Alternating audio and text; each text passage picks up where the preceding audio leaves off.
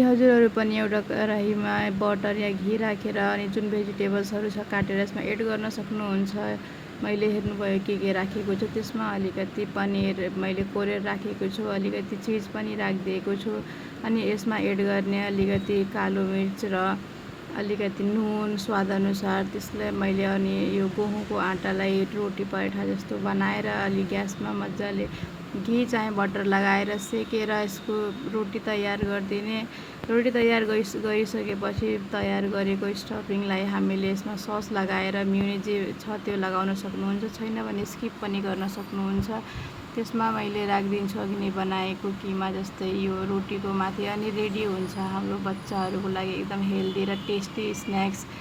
School लैजानको लागि यदि हजुरहरू पनि चिन्तित हुनुहुन्छ भने प्लिज यो रेसिपी ट्राई गर्नुहोला, मलाई फलो पनि गर्नुहोला, लाइक गर्नुहोला र भिडियो कस्तो लाग्छ कमेन्ट गर्नुहोला। Thanks for watching.